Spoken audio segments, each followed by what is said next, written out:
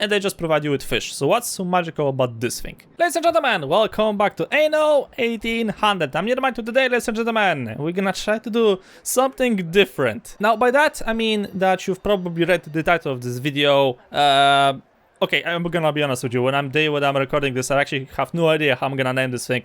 Probably something catchy like, you know, golden fisheries, or I'm gonna paint the entire fishery thingy with gold and whatever thing, and I'm gonna put there like shitloads of gold bars or whatever thing, I don't know. But the thing is, ladies and gentlemen, because as you know, this is the Seed of Power DLC. The DLC that gives you quite a powerful tool called the Palace and its local departments. It's really cool if you actually have, let's say, strong endgame city. Because, let's be honest over here, you really need to have a very strong endgame city for this thing to get worked. Now, I do have a strong endgame city, and this is, by the way, a stuff for the endgame. If you're watching this thing because you're starting your adventure with Anno, then I highly recommend that you're gonna go try to look actually for the videos they have posted with layouts, because that's gonna be more useful for you than this. This is basically endgame stuff, right? If you have, like, let's say, a strong capital city, you already got, like, let's say, shitloads of investors, and you got a bunch of influence points that you can try to waste, then, yeah, this video is for you. If you're starting the Anno game, no, sadly no. Now, the thing is, or actually if you like starting the game, you can watch it as well. I mean, I'm not telling you that you can't. Now, at the very beginning of the game, you will always use this, right? The fishery. You're probably thinking, okay, so what's so magical about this thing? Like, this is basically the first building that you build, the first building that produces you goods for your citizens, right? Fishes. It's for the farmers and it's for the workers. So what's gonna be so fancy about that? Well, to give you a good perspective of that thing, we have to go back to the New World. Now, as you all know, New World has all of those, let's say, lucrative resources. The resources that are necessary for advancing past the artisan class, the resources that are basically needed for you to make shitloads of money, and later on resources that are necessary to advance from engineers to, of course, investors, right? Now, there is a thing over here called the gold mine. As you see, the gold mine is, well, a specific building. It's a mine, obviously. You have to build it on a specific slot. Now, the islands in the New World are only having the possibility to mine gold outside of oil. And as you see, this thing has 2.5 minutes of working time, which is kind of a lot. Also, this building requires obereros, which are the second class in the New World. And to get them, you need to provide the first class, which is, I don't know how to pronounce those guys, so we're gonna just call them Joey. So Joey over here, he needs to advance to Oberero in order to work at the gold mine, right? Okay, so you then need to provide him with necessary services, and so on and so forth. And working time here is slow. It's very fucking slow. Then if you have the Arctic DLC, you can also build gold mines over here. You have to advance to the technicians though, and the gold mine in the Arctic works 1 minute. But the idea here is quite similar. So you need to get to the technicians, and in order to get to the technicians, you have to first advance the explorers, which also is gonna take you some time, right? But eventually you're gonna get yourself, yeah, unless your villagers are gonna die from the Arctic fucking flu. And yes, this is where I'm sent all of my communists from the previous episode, if you know what I'm talking about. So the gold mine over here works around 1 minute, it produces gold, and so on and so forth. But if you're gonna be playing Anno and you're gonna be reaching endgame stuff, you know that you're gonna need quite a lot of gold. Sure, you can always cheese the system, like I do in my capital city, and get this guy, right? So he works in the town hall, and he's like super good. Because if you're gonna provide your investors with a bank, then he is gonna give you for free pocket watches and jewelry. That's basically endgame money. Shitloads of money. Like, tremendous amount of money. See my fucking income? See this thing? This is how much money I'm making, right? So, as you see, because I got this guy over here, and he basically makes jewelry and pocket watches out of thin air, then my investors are making shitloads of money, because pocket watches is like, what, 112 money, and the jewelry is, let's say, like, what, 156. So that's a lot. That's really a lot of money. But let's assume for a second that you don't want to get the town hall, and you don't really feel like you want to go to the New World and claim all of those mines, or all of those islands, or go to the Arctic. So what you gonna do? What is the super secret tool that you have here for us? Well, boy, let me show you magic. So as you see, I got myself a small little island over here. Nothing fancy, right? Just a little tiny island that I'm currently building a little bit. And I got a few fisheries over here. One here, and another one over here. Like 3 fisheries. Nothing fancy, right? I mean, what's so fancy about fisheries?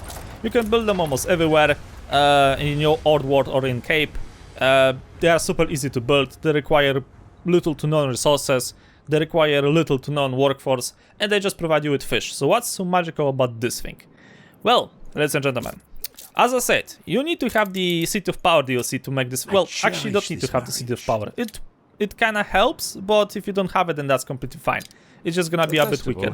So, okay, I need to wait for the sources. Sorry about that. We need to wait for the sources first. Now, before I'm gonna actually continue this thing, I need to put one more note. Because some of you may actually be confused why the heck I'm building this thing here and not, for example, on a bigger island. So I'm building this thing on a smaller island because I need to have the local department. Well, I want to use the local department. But the thing is that the local department can only be set to one type of department. So that means, so far, I've used on these islands the department that is set to the Department of Labor, right? So I get additional slot in my trade unions. So we got this thing here. We got the same thing over here. And we got the same thing on this island as well, right? So I'm using this thing for the local departments. I may actually try to use something different from other islands. I don't know. We're gonna see. The thing is that the palace uses all 5 of the departments at the same time.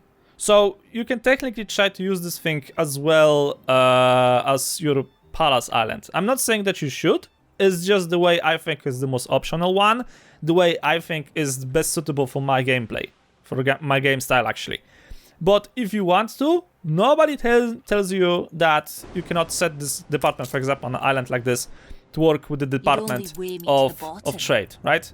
Like, that's your game, play it as you want. I'm just trying to show you that there is actually like a little sneak thingy that you can try to use in your own city. So yeah, keep that thing in mind. You're playing your own game the best way as you see fit. Nobody should tell you how to play the game, right? I mean, this is single player game, so let's be honest over here. And yeah, this is coming from a guy who is a mid-max when it comes to, let's say, MMOs, right? Most of the time, you know, that one juicy 0.5% of increased damage. Oh yeah, I'm gonna touch myself tonight. Yeah, that's exactly how this thing works. But anyway, my ships have finally arrived. So there is actually one little issue with this thing, because as you see, I'm trying to make this harbor look natural. Obviously, that's not gonna happen because how small this harbor area is.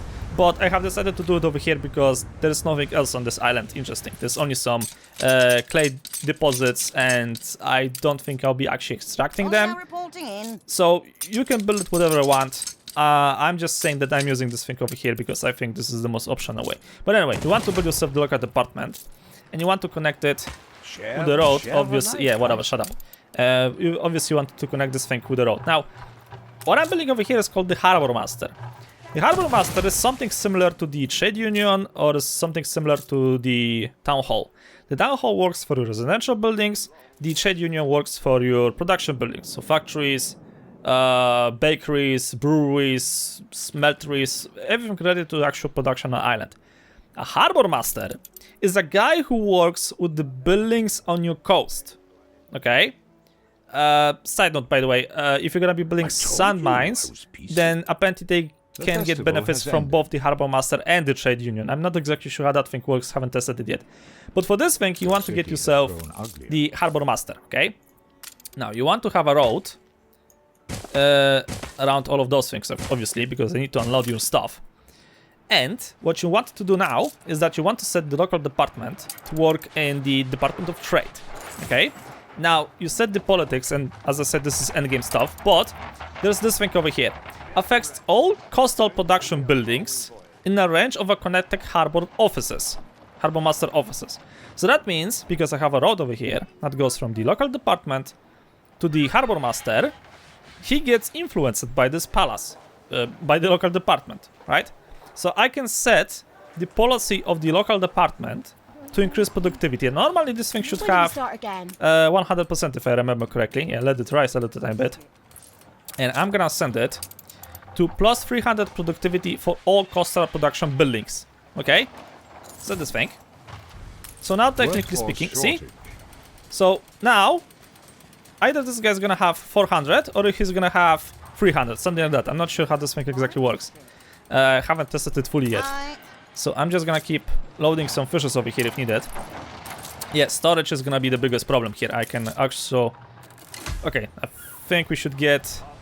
Okay, I can store here 650 resources right now, so that should be enough, I hope. Right, so this thing is still rising. So you're wondering, okay, so why the heck... How are you making gold out of this thing? This is where the magic starts. The Harbor Master Office. You can put here... Somebody who can actually drive out my dog. Oh, thank you. That's actually useful. I like her. Thank you. Sorry about that. So select the Harbor Master Office. And you put in the sockets, let's say you're gonna put a net. Nothing fancy, right? Increases productivity, lowers the amount of people that are necessary for the thing to work. You can also use it on a per farm in the new world. Sounds fancy? Yeah, is it fancy? It's okay. So put it over here. And instead of like having...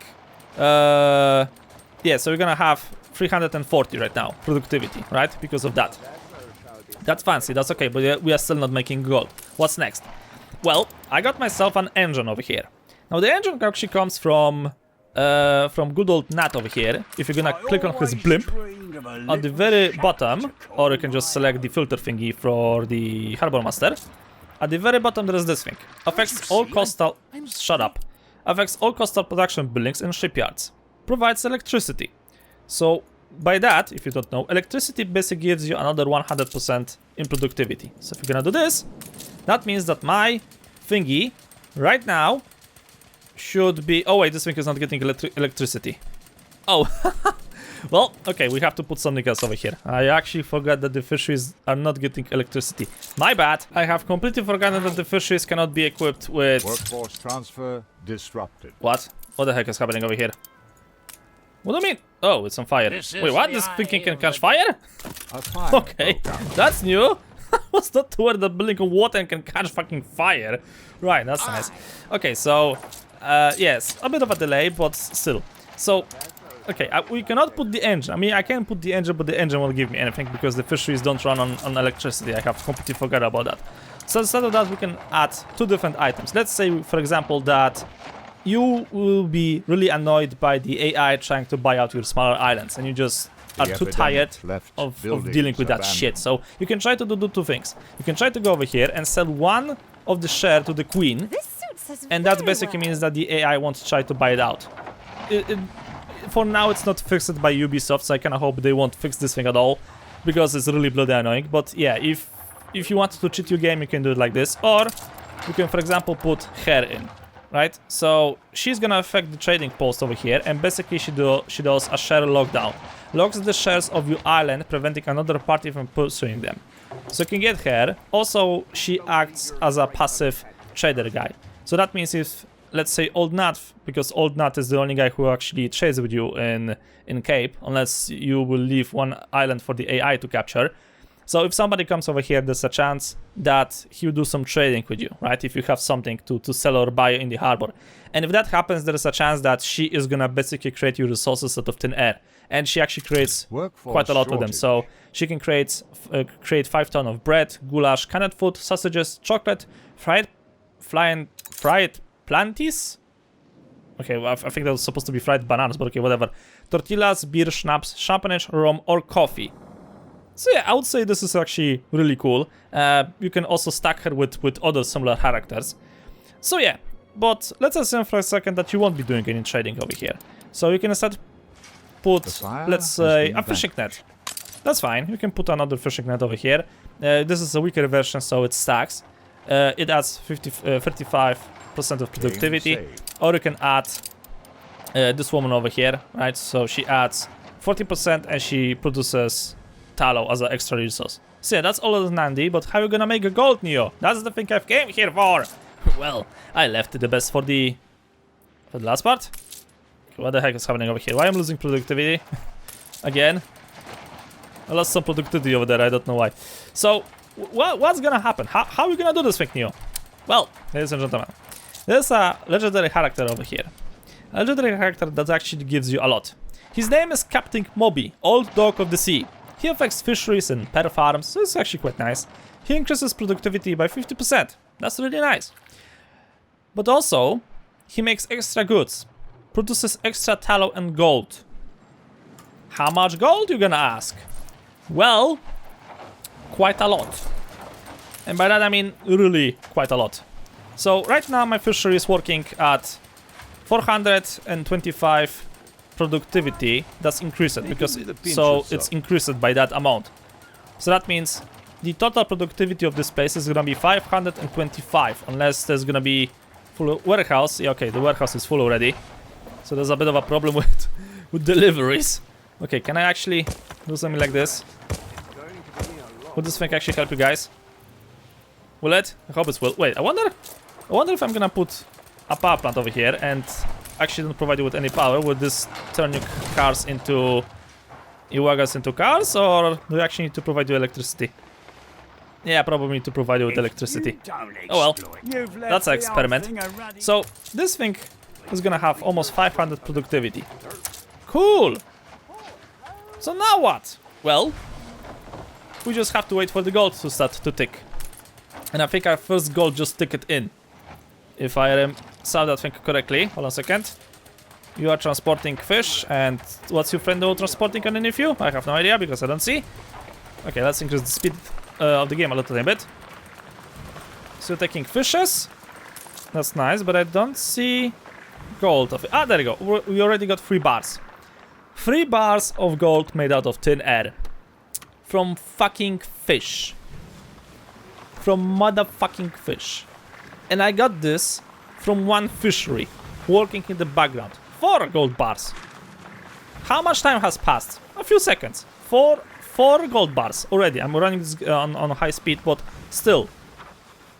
I am making this gold bar faster than a fucking mine in the new world is mining out the ore. And remember, mining out the ore is the first thing. Another gold bar. Mining out the ore is the first thing, because then you have to transport it to the old world, then you have to smelt it to a bar, and only then you can use it.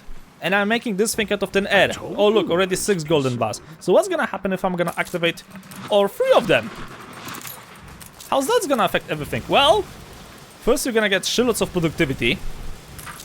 I got, basically speaking, because of all of the productivity bonuses over here, normally you have 100% productivity. And because I have 500 of this, see, 520. So it's like I'm having here 15 fisheries. 15 fisheries. Oh, well, thank you. Legendary person, always welcome. 15, right? Where normally, when I have an island, let's say, how many I have fisheries on this island over here? I have 2 over here, and 2 over here. And that is enough to supply this island with fish. I actually have more than I use. How about this one? 2 over here, and... no, that's sand. I think, yeah, 3 over here, where 1 is not working because its storage is full. So let's assume it's 4 as well over here. What about this island? Well, that's a good question. I think I have, yeah, 4 as well over here. So that means, with this little tiny island, making me gold of thin air, I can basically supply, I think, like what? For 4, maybe 5 islands. 4, maybe 5 islands with 2,000, because I'm trying to keep this amount to 2,000. Around 2,000 farmers and around 2,000 workers. Because those are the only classes that actually use fish. And I am making motherfucking gold. How much gold? Oh look, already 24 bars. Made out of thin air. 25 gold bars made out of thin air. You see this thing? You see this shit? 25 gold bars made out of thin air. Already. 27! Sure, why not? 28! By all means! Thank you, game. Thank you, much appreciated. So yeah, ladies and gentlemen, if you're having gold problems, that means you don't have the proper solutions.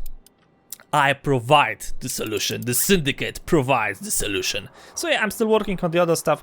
As I said, probably last time, I've mentioned it at least. I'm gonna take probably like a day or 2 break from Anno, because I have to prepare the stuff around, you know, I have to actually go back to the new world and prepare cotton plantations over there, because I need to have the clothing. And after that, I kinda hope we're gonna get our hands on this island over here. This is gonna be the island that I want to completely redo. I'm gonna making here shrink machines and bicycles. And also I want to get on this island some engineers, and I want to use one of the other things that the local department is providing. But that's gonna be the thing, ladies and gentlemen, I'm gonna try to do in the future, because for now, I just leave this thing as obvious. So thank you guys so much for watching. Hope you enjoyed. If you liked the episode, please subscribe a lot. I'll see you all in the next video.